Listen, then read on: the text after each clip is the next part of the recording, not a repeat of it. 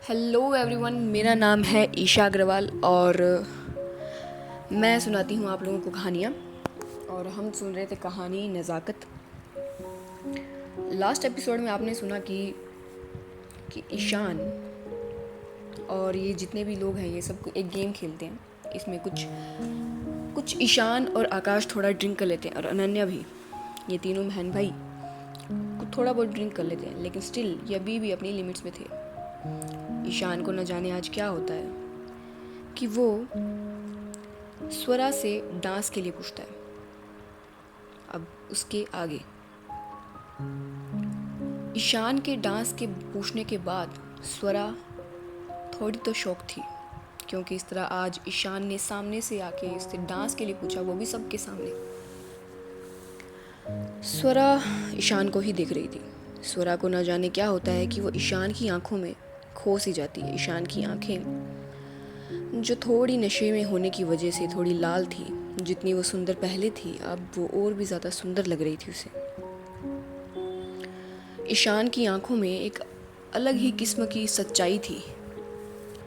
वो सच्चाई स्वरा को अट्रैक्ट कर रही थी। ईशान की आंखें जेन्युइन थी। स्वरा सब समझती थी। स्वरा को सब पता था। ईशान के ऐसे पूछने से स्वरा की तो जैसे धड़कनें बढ़ जाती हैं। वो एक बार ईशान के वेनी हाथ को देखती है, फिर उसे भी क्या होता है कि जैसे कि उसे उसे किसी आसपास के किसी नज़रों का फ़र्क ही नहीं पड़ता। उसे फ़र्क पड़ता ही नहीं कि कितनी नज़रें फ़िलहाल उन पर ही हैं। स्वरा भी ईशान के हाथों में अपना हाथ देती और जहाँ सब डांस कर रहे थे वहाँ पर ये दोनों चले जाते हैं। गाना गाना कौन सा था? गाना था पल एक है पल, वो वाला है ना गाना, एक पल एक पल मैं ही थम सा गया, तू हाथ में हाथ जो दे गया, चलूँ मैं जहाँ जाए तू, दाएं मैं तेरे बाएं तू, हर रुत में हवाएं तू साथिया। ये वाला गाना चल रहा था। दोनों ही गाने पर एकदम सिंक में मूवमेंट कर रहे थे। एक दूसरों की आंखों में खोए हुए थे। ईशान का एक हाथ स्वरा की बैक पर था तो एक हाथ स्वरा के हाथों में था। स्वरा का दूसरा हाथ ईशान के कंधे पर और दूसरा जो कि ईशान के हाथ में ही था। स्वरा का हाथ इतनी फर्मली जैसे उसके कंधे पर था, जैसे वो जगह स्वरा के लिए ही बनी हो। ये दोनों बिल्कुल एक दूसरे की आंखों में खोए हुए थे। इन्हें कुछ एहसास ही नहीं हो रहा था। I mean, किसी और का एहसास नहीं हो रहा था, लेकिन एक दूसरे का तो एहसास था।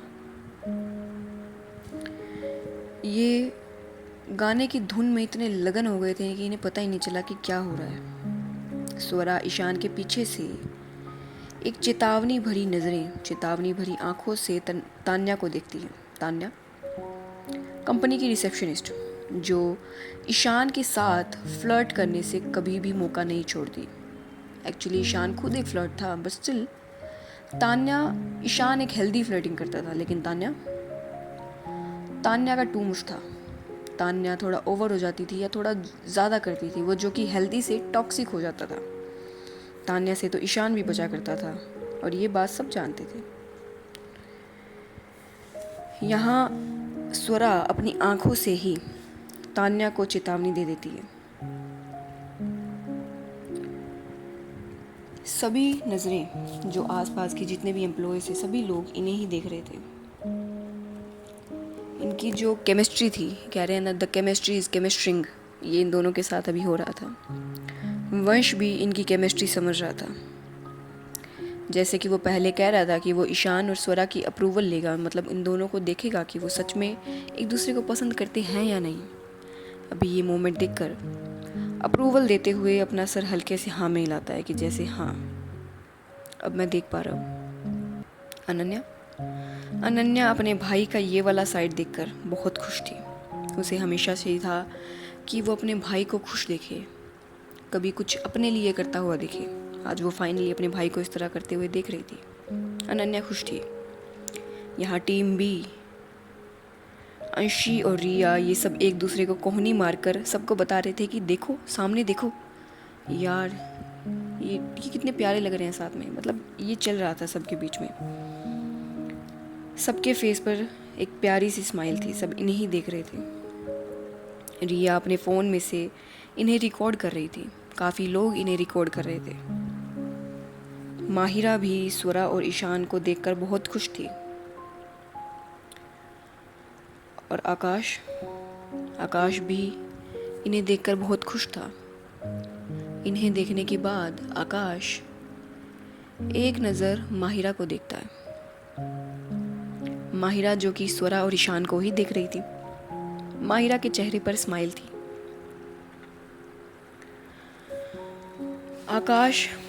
आकाश भी तो आज थोड़ा ड्रिंक किए हुए था, तो उसमें भी तो हिम्मत आनी ही थी।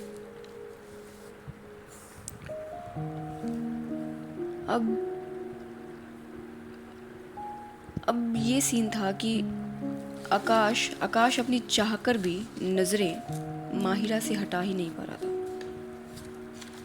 वो क्या करता। माहिरा लगी इतनी प्यारी रही थी, इतनी प्यारी लग रही थी उस वक्त माहिरा कि क्या बताएं।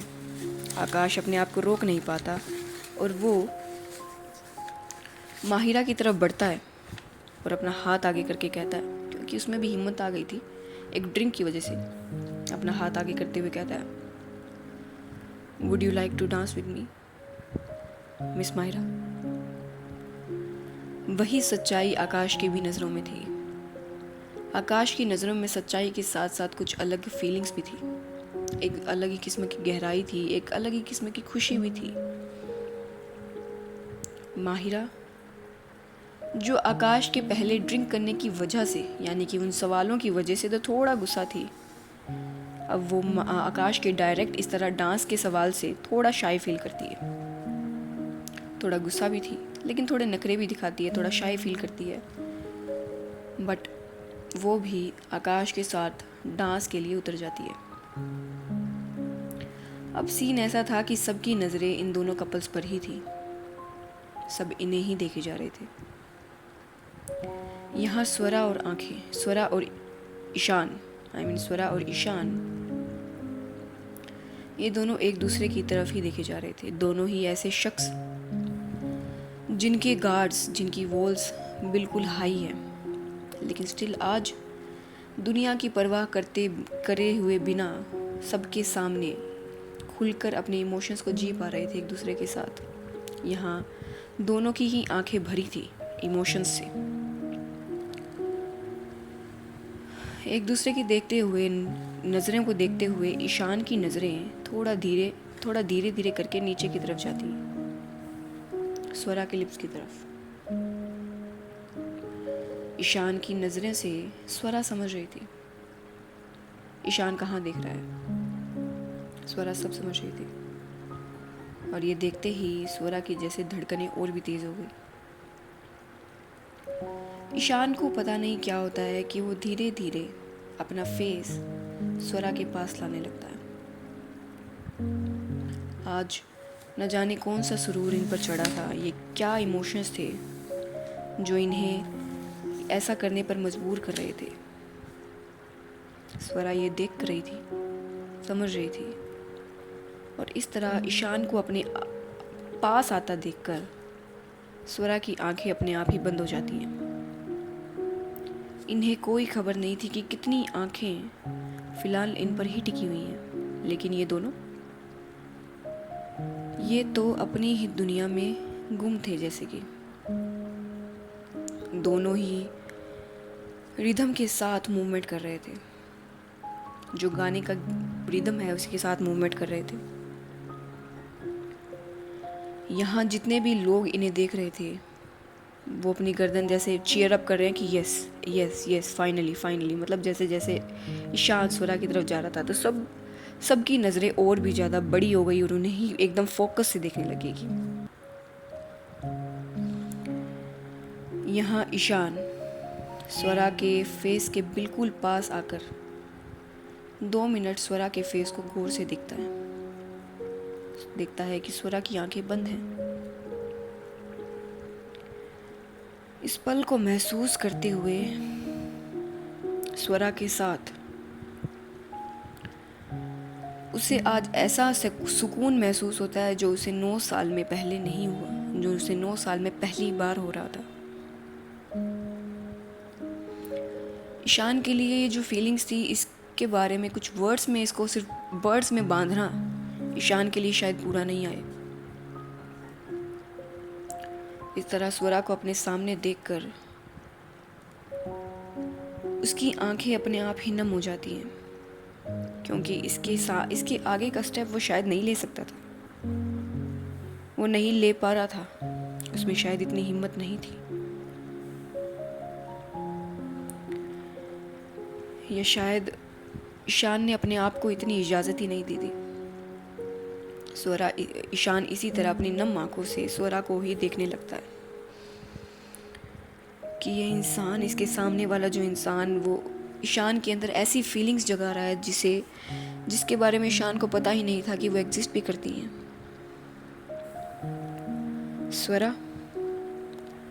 स्वरा को जब महसूस होता है कि कुछ नहीं हुआ है, वो धीरे से अपनी आंखें खोलती है। उसकी आंखें सीधे ईशान की नम आंखों से मिलती हैं। बिना कुछ कहे स्वरा ईशान की आंखों को देखकर अपने आप को समझ जाती है। वो कुछ समझ रही थी बिना ईशान के शब्दों के, और इस तरह ईशान की आंखों में पानी देखकर अपने आप ही स्वरा की आंखें भी नम हो जाती हैं। आज स्वरा ईशान का दर्द देख पा रही थी। शायद उन दोनों का दर्द एक दूसरे से छुपा नहीं था या कुछ अलग नहीं था।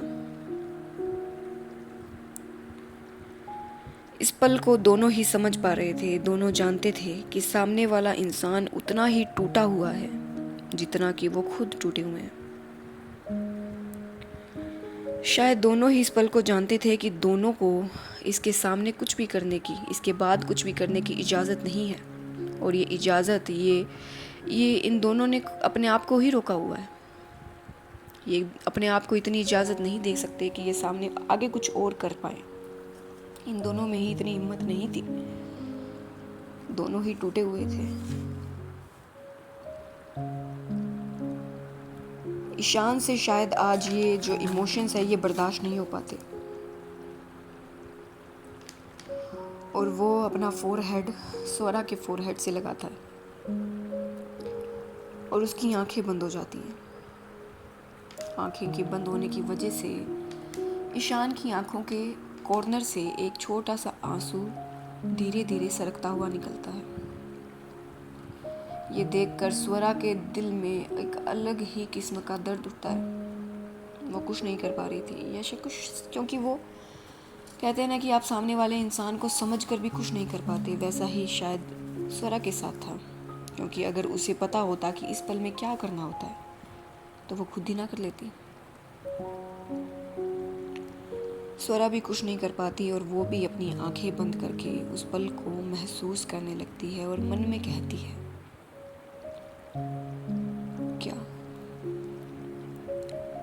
क्या इस एहसास को ही, इसके आगे अपने शब्दों को पूरा करने की हिम्मत स्वरा में नहीं थी, क्योंकि वो जानती थी इसके आगे के शब्द क्या तो उसे बिल्कुल तोड़ देंगे या बिल्कुल जोड़ देंगे, और अभी कुछ भी करने की हिम्मत या कुछ भी ऐसे स्वरा के अंदर नहीं था। वो बहुत पहले ही स्वरा अपने अंदर दबा चुकी थी। क्या हो रहा था आज इन दोनों को? इतना इमोशंस इतने ओवरवेलमिंग हो रहे थे। ये दोनों अपनी ही दुनिया में गुम थे। इन दोनों ने अपनी एक छोटी सी दुनिया बना ली थी। आज इन दोनों ने एक दूसरे को वैसे टच नहीं किया था, लेकिन स्टिल एक दूसरे के अंदर समा गए थे। एक दूसरे को टच कर लिया था इन दोनों ने। अंदरूनी एक दूसरे को समझ पा रहे थे, ये इंटरनली एक दूसरे से जुड़े हुए थे। ये दोनों के ही दिल दर्द से कहरा रहे थे, दोनों ही टूटे हुए थे। क्या क्या ये दोनों एक दूसरे को हील कर पाएंगे? जो इन दोनों ने कभी तोड़ा ही नहीं, क्या दो टूटे हुए इंसान एक दूसरे को मिलकर जोड़ लेंगे? दो टूटे हुए दिल क्या जुड़कर एक दिल बन पाएंगे? पता नहीं था ये तो। यहाँ माहिरा और आकाश भी अपनी ही दुनिया में गुम थे। ये भी बड़े इमोशंस के साथ डांस कर रहे थे,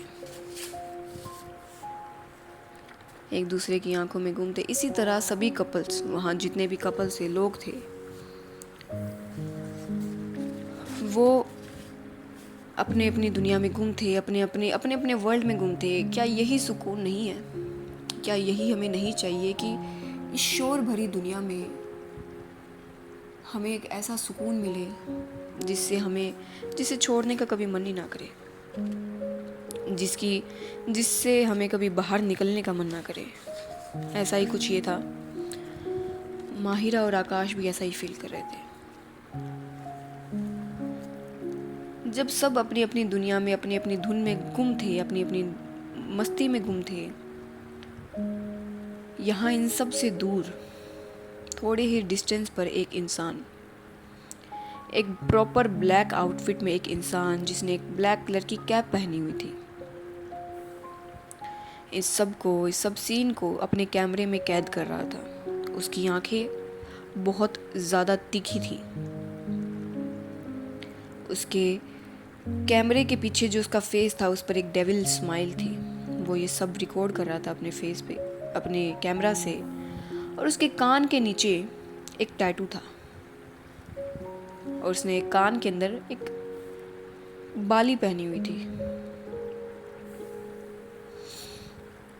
कौन था ये इंसान, और अभी इन सबको इस तरह क्यों रिकॉर्ड कर रहा था? क्या मकसद था इन सबको, या फिर स्पेशली ईशान और स्वरा को?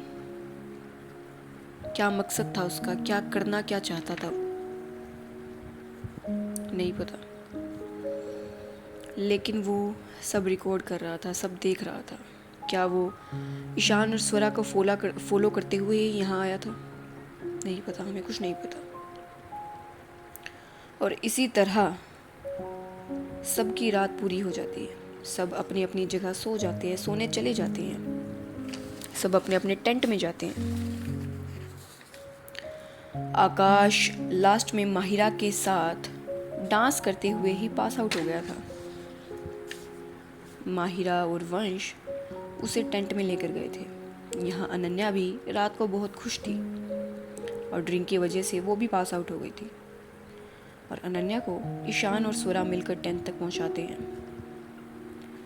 और इसी तरह सबके वो पल, वो मोमेंट्स बीतते हैं, और ये रात गुजर जाती है। लेकिन रोहन की रात कुछ खास नहीं गुजरती, क्योंकि वो जब देखता है कि ईशान और स्वरा को इस तरह, तो उसकी जो बची कुची उम्मीद थी वो टूट जाती है। वो पसंद करता था स्वरा को, बहुत टाइम पहले से पसंद करता था, लेकिन आज स्वरा को किसी और के इस तरह करीब देखकर वो भी अपने आप को संभाल नहीं पाता और वहाँ से चला जाता है। और इसी तरह ये रात पूरी होने के बाद समय के अनुसार सूर्य देव प्रकट हो जाते हैं, यानी कि सुबह हो जाती है। अब ऐसा तो है नहीं कि वहाँ मुर्गी होगी और वो कुकड़ू कू कहेगी और सबको जगाएगी, नहीं। सूरज आ जाता है बॉयज़ टेंट में सुबह के 7 बजे। बिग बॉस की अनाउंसमेंट नहीं कर रही हूँ मैं, स्टिल बॉयज़ टेंट में सुबह के 7 बजे वंश की आंखें धीरे धीरे खुलती हैं, क्योंकि रोशनी हो गई थी। वो धीरे धीरे अपनी आंखें खोलता है तो उसे अपने ऊपर कुछ भार महसूस होता है, कुछ वेट महसूस होता है। वो हिलने की कोशिश करता है, बट वो हिल नहीं पाता। जब वो पूरी आंखें खोलता है और अपने आसपास के नज़ारे को देखता है, तो वो समझ जाता है कि यहाँ क्या है। क्योंकि वंश के एक तरफ तो था ईशान और दूसरी तरफ था आकाश। ईशान और आकाश के दोनों दोनों ने अपने एक एक हाथ वंश के ऊपर रखा हुआ था और इसी तरह अपनी एक एक पैर वंश के ऊपर रखा हुआ था, यानी कि वंश इन दोनों के बीच में बिल्कुल पैक था। ये दोनों घोड़े गधे बेचकर सब आराम से सो रहे थे, क्योंकि दोनों ने ही रात को ड्रिंक की थी और ड्रिंक के बाद तो इन दोनों को क्या नींद आनी थी। और अपने अपने पसंदीदा इंसान के साथ ये जो मोमेंट इन्होंने बिताए थे, इससे एक अलग ही किस्म की सुकून की ये नींद ले रहे थे आज। वंश बहुत कोशिश करता है वहाँ से उठने की, बट स्टिल उठ नहीं पाता, क्योंकि वो एकदम पैक था। बस जैसे तैसे करके पहले वो ईशान को हटाता है, ईशान के हाथ पैर हटाता है, फिर आकाश के हाथ पैर हटाता है, फिर जाकर वो कहीं उठ पाता है। वो उठता है, एक बार एक गहरी सांस लेता है और फिर ईशान और आकाश को देखता है और कहता है, ग्रेट, क्या फर्स्ट एक्सपीरियंस रहा है मेरा अपने दोनों फ्यूचर जीजू के साथ। Wow, lovely. और अपना सर ना में हिलाकर वो टेंट के बाहर निकल जाता है। यहाँ गर्ल्स टेंट में सेम ऐसा ही कुछ सीन था। अनन्या माहिरा और स्वरा के बीच में सो रही थी। नींद में अनन्या एक तरफ घूमती है और जोर से एक लात स्वरा को देकर मारती है। स्वरा इस तरह अचानक किसी के हमले होने से अचानक से उठ जाती है। वो धीरे धीरे अपनी आंखें खोलती है, देखती है कि अनन्या का पैर उस पर है। और सब कुछ रजिस्टर करके वो एक बार अपनी आंखें बंद करती है, अपनी आंखों से नींद हटाने के लिए। और बाहर की रोशनी देखकर अपने मोबाइल फ़ोन में टाइम देखती है कि सुबह हो गई है और वो उठने लगती है। जैसे ही वो उठने लगती है, इतने में ही उसे कुछ आवाज़ सी आती है। उस आवाज़ को फॉलो करते हुए वो अपने आसपास देखती है, फिर देखती है वो अनन्या की तरफ। अनन्या जो नींद में ही कुछ बड़बड़ा रही थी। पहले तो स्वरा ज़्यादा ध्यान नहीं देती, लेकिन अब अनन्या नींद में जैसे किसी से मारपीट कर रही हो वैसे अपने हाथ पर चलाने लगती है। अनन्या को उठाने के लिए या उसे सही करने के लिए स्वरा जब थोड़ा उसके पास जाती है तो उसे सुनाई देता है कि अनन्या नींद में कह रही है, मैं गुस्सा हूँ आपसे, मैं आपसे बहुत गुस्सा हूँ, आपने मुझे बताया क्यों नहीं? ईशान भाई, मैं गुस्सा हूँ आपसे। और ये कहकर वो अपने हाथ पैर मारने लगती है। अनन्या की ये बात सुनकर स्वरा का जो हाथ था वो हवा में ही ठहर जाता है। वो गौर से अब अनन्या को देखती है। अनन्या की बात समझने के बाद वो गौर से अब जाकर अनन्या को देखती है। अब जब वो अनन्या को गौर से इस तरह देख रही थी तो उसे रियलाइज़ होता है कि हाँ, इतने टाइम से जब उसे लग रहा था कि अनन्या उसे कहीं देखी हुई लग रही है, थोड़ी फेमिलियर लग रही है, अब उसे समझ में आता है कि अनन्या के फेशियल फीचर्स ईशान से बहुत मिलते हैं। और इसी तरह अपनी अनन्या की बात को रजिस्टर करके वो समझ जाती है और कहती है, मतलब अनन्या मिस्टर मल्होत्रा की बहन है? फिर उसे पार्क वाला सीन याद आता है जहां आकाश ने बताया था कि उनकी एक बहन है जिसे वो बच्चा कहकर बुलाते हैं। उसने देखा था कि ईशान कितना प्रोटेक्टिव था अपनी बहन को लेकर। उसे अब जाकर समझ में आता है कि जिसे वो ईशान की गर्लफ्रेंड समझ रही है वो तो दरअसल ईशान की बहन है, ईशान की छोटी बहन है। ये बात जैसे ही उसके दिमाग में उसके ख्याल आता है, स्वरा को बिल्कुल आकाश की तरह ही अपने आप ही एक रिलीफ के आसपास जैसा फीलिंग आती है। वो मानेगी नहीं कि उसे रिलीफ फील हुआ है, बट स्टिल उसे रिलीफ के आसपास जैसी फीलिंग आती है। कितने टाइम से जो वो जिस चीज़ को लेकर थोड़ा टेंस अप हो रही थी या थोड़ा उसे अनईजी फील करा रहा था, दरअसल वो बात तो ऐसी कुछ थी ही नहीं। वो अपना हाथ एक बार अनन्या के सर पर फिराती है बड़े प्यार से और कहती है, बच्चा, बच्चा कहने के बाद स्वरा को याद आता है कि ईशान की माँ अब इस दुनिया में नहीं है। मतलब कि इस छोटी सी उम्र में ही अनन्या ने भी अपनी माँ को खो दिया था। ये सोचते ही स्वरा का दिल दुख जाता है उसका। और अभी इस तरह एक छोटे से बच्चे की तरह सोते हुए देखकर, अपने भाई से इस तरह कंप्लेन करते हुए देखकर स्वरा के दिल में ममता भर जाती है अपने आप ही। जब उसने पहली बार अनन्या को देखा था तो ही उसे अनन्या से एक अलग किसी किस्म का अटैचमेंट फील हुआ था। और आज अनन्या के लिए उसके मन में, उसके दिल में एक अलग ही किस्म की ममता भर जाती है। और बिना किसी रिश्ते के उसके दिल में अनन्या के प्रोटेक्शन का ख्याल आता है, ममता भरा ख्याल आता है। वो 2 मिनट अनन्या की तरफ देखती है, उसके सर पर हाथ फिराती है, बिल्कुल एक माँ की तरह, जैसे एक माँ एक छोटे बच्चे को सुला रही हो। अनन्या भी इस टच को महसूस करके, इस वार्मथ को महसूस करके बिल्कुल आराम से सो जाती है, जैसे कि उसे इसी पल का तो एहसास था, मतलब इंतज़ार था। स्वरा अनन्या को धीरे से, पूरी तरीके से चादर उड़ाकर वहाँ से बाहर आ जाती है। वो बाहर आती है तो देखती है कि वंश भी अपने टेंट से बाहर निकल रहा है। स्वरा अपने आप को संभालती है। यहाँ वंश जब स्वरा को देखता है तो उसकी तरफ आता है और कहता है, गुड मॉर्निंग दी। स्वरा भी वंश को देखकर गुड मॉर्निंग कहती है और फिर वंश के टेंट की ओर देखने लगती है। वंश एक नज़र स्वरा को देखता है, फिर देखता है कि स्वरा की नज़रें कहाँ हैं, और ये देखकर वो समझ जाता है कि स्वरा क्या देखने की कोशिश कर रही है। ये देखते ही स्वरा, जो वंश है, वो अपने फेस पर एक शरारत भरी मुस्कान में धीरे से स्वरा के कंधे में कान में धीरे से कहता है, सो रहे हैं। स्वरा एकदम से अचानक किसी की आवाज़ से कहती है, हाँ। वंश कहता है, मेरा मतलब ईशान सर, आकाश सर अभी भी घोड़े बेचकर सो रहे हैं। रात को शायद थोड़ी ज़्यादा पी ली थी इन्होंने, कैसे सो रहे हैं। स्वरा जैसे एक बार हाँ मिलाती कि वो कहती है, अच्छा। और फिर अपने आप को संभल के कि वो क्या कर रही है, वो कहती है, हाँ तो मुझे ये सब क्यों बता रही हो। और वो इधर उधर देखने लगती है।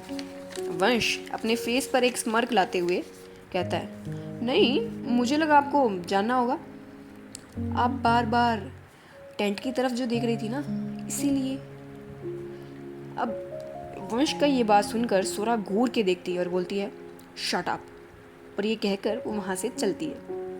अब दोनों बहन भाई एक बड़े से पत्थर पर जाकर बैठ जाते हैं।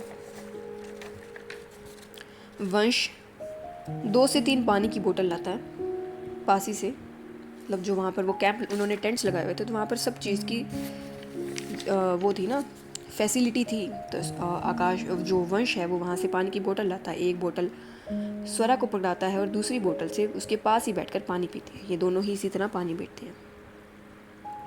अभी ज़्यादा लोग उठे नहीं थे क्योंकि सब अपना रात का बिल्कुल मामला सेट करके सोए हुए थे। ये दोनों पानी पीते हुए चुप करके ठंडी ठंडी हवा का मज़ा ले रहे थे। जस्ट इमेजिन आप, बिल्कुल सुबह की ठंडी ठंडी पहाड़ों की ताज़ा हवा आपके फेस पर आ रही है उठते ही, ये सीन आपके सामने हो और आप एक पत्थर पर बैठे हैं जहाँ से आपके सामने एक ब्यूटीफुल सीन दिख रहा है। आपका दिल लाइट फील कर रहा है, एक अच्छी नींद आपने ली है, तो आपका कैसा रहा होगा ना, उसका इंसान का वो कैसा फील कर रहा होगा वो। जब ये दोनों इसी तरह चुपचाप बैठे थे तो माहिरा टेंट से आती। माहिरा का फेस पर थोड़ा दर्द दिख रहा था, उसका एक हाथ उसके कमर पर था और वो इसी तरह कमर पर हाथ रखकर वहाँ उनकी दोनों की तरफ आती है और वहाँ पत्थर पर बैठ जाती है और वंश की बोतल छीन कर पानी पीने लगती है। वंश माहिरा को ऐसे देखकर बोलता है, माही दी, आपको क्या हो गया। माहिरा थोड़ा दर्द में बोलती है, अरे वंशु क्या बताऊं, बच्चा ने इतनी जोर से नींद में लात मारी है ना कि सारे पाप एक ही पल में याद आ गए मुझे तो। और ये कहकर वो अपने कमर पर हाथ लगाती है। यहाँ माहिरा अपनी बात कह तो देती है, लेकिन देखती है कि स्वरा और वंश दोनों ही उसे देख रहे हैं। दोनों के फेस बिल्कुल न्यूट्रल है। दोनों कुछ नहीं बोलते माहिरा की ये बात सुनकर। माहिरा थोड़ी कंफ्यूज होती है कि ऐसा क्या बोल दिया उसने तो कितना अच्छा जोक मारा था। और 2 मिनट के साइलेंस के बाद ये तीनों एक दूसरे को देखते हैं और फिर जोर जोर से हंसने लगते हैं। ये साइलेंस इनका ब्रेक होता है, तीनों ही हंसने लगते हैं। यहाँ इसी तरह ये तीनों अपने सिबलिंग मोमेंट्स बिता रहे थे, एक दूसरे की टांग खिंचाई कर रहे थे, हंसी मजाक कर रहे थे। आपको अपनी लाइफ में और क्या चाहिए ना। आपके बहन भाई आपके साथ हैं, आपकी फैमिली आपके साथ है, एक इंसान आपके लिए इम्पोर्टेंट बनता जा रहा है। जो दर्द, जो पल इन्होंने यानी कि मेन स्वरा ने जो बिताए थे, उन सब का इलाज, उन सब की हीलिंग अब शायद धीरे धीरे स्वरा को हो रही थी। स्वरा जो लाइफ को कभी इतना सीरियस लिया करती थी, जो सब कुछ इतना स्ट्रिक्टली फॉलो करती थी, अब धीरे धीरे सॉफ्ट होती जा रही थी और उसे इस बात का एहसास भी नहीं था। ये सब ऐसे ही हंसी मजाक कर रहे थे, इस मौसम का लुत्फ उठा रहे थे। इसी बीच स्वरा को एहसास होता है कि उसने एक कोने में कुछ देखा। वहाँ बैठे हुए उसने देखा कि एक कोने में शायद कोई है। उसे ऐसा लगा। ये देखकर, ये समझकर स्वरा की भौंवें सिकड़ जाती है। वो बारी बार उधर देखने लगती है। स्वरा वंश और माहिरा को एक्सक्यूज करती है। जब वो दोनों पूछते हैं कि वो क्या कर रही है, तो माहिरा कोई ना कोई बहाना बनाकर वहाँ से जाने लगती है। वंश और माहिरा भी ज़्यादा इस चीज़ को माइंड नहीं करते, क्योंकि उन दोनों को पता था कि स्वरा तो स्वरा है, वो तो वही करेगी जो उसे करना है। और वो दोनों अपनी ही लड़ाई में लग जाते हैं, मतलब सीली टॉक में, एक दूसरे की टांग खिंचाई में लग जाते हैं। यहाँ स्वरा देखती है कि कोई उसे देख तो नहीं रहा। फिर वो घुमाकर अपनी नज़रें उसी तरफ करती है जहाँ उसने देखा कि शायद कोई है। उसे लगा कि शायद कोई है। स्वरा धीरे धीरे अपने कदम उस तरफ बढ़ा देती है। वो एक झाड़ी थी, एक अलग कॉर्नर था, वहाँ कुछ उसे मूवमेंट महसूस हुई थी। स्वरा धीरे धीरे अपने जब कदम बढ़ा रही थी तो उसे फिर से ऐसा लगा कि वहाँ कुछ हिला,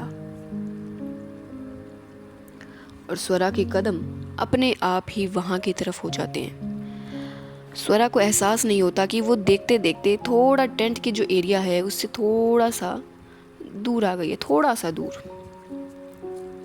अब वो उस एरिया के पास आती ही जा रही थी, और भी ज़्यादा पास आती जा रही थी। कौन था वहाँ पर?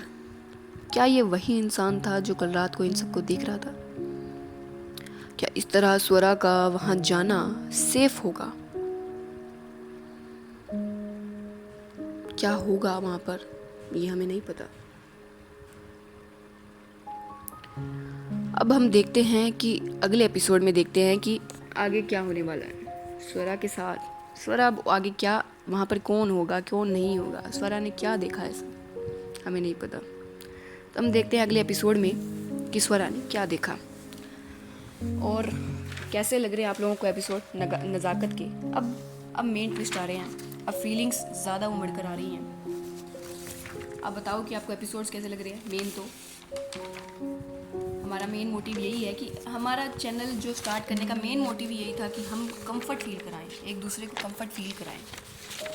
इस भाग दौड़ की दुनिया में हमारी एक चॉइस की एक ऐसी फैमिली हो जिससे हम बात कर सकें, जिससे हम अपना सुबह का कहते हैं ना कि पूरे दिन का जो टेंशन हो उसे मिटा दें।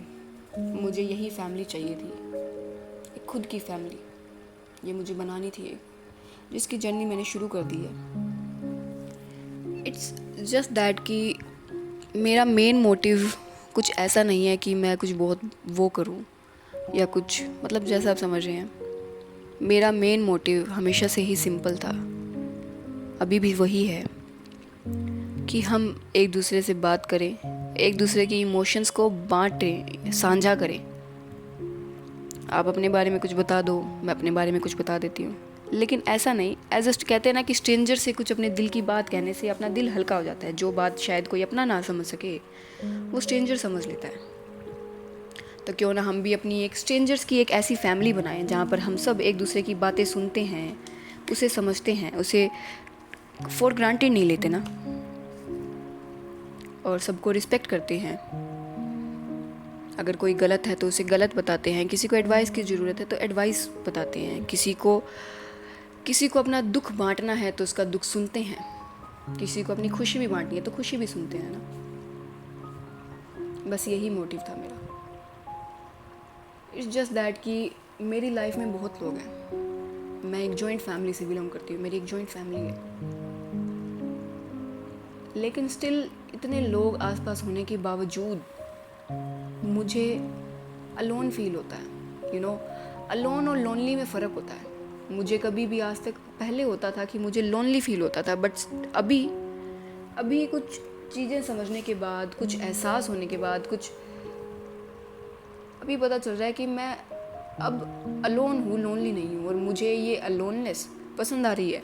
मैं खुश हूँ खुद के साथ। इट्स जस्ट दैट कि मुझे एक फैमिली चाहिए थी स्ट्रेंजर्स की, और वो मैं बना रही हूँ। अगर आप लोगों को इस फैमिली में जुड़ना है तो साथ देना, हम साथ मिलके एक दूसरे से बातें करेंगे, लेकिन कोई पर्सनल सवाल नहीं करेंगे। इस बात को बांट लीजिए कि कोई पर्सनल सवाल नहीं होगा। कोई भी किसी से भी उसका रियल नाम नहीं पूछेगा, या उसके पर्सनल लाइफ से रिलेटेड कोई ऐसा सवाल नहीं पूछेगा जिसे वो सामने वाला इंसान देने के लिए भी तैयार नहीं है। जब तक कोई सामने वाला इंसान हमें नहीं बताता कि कंफर्टेबल ना हो जाए, तब तक हम उससे कुछ भी नहीं पूछेंगे, जब से वो खुद ना बता दे। ये हमारी फैमिली की एक मेन नींव होगी,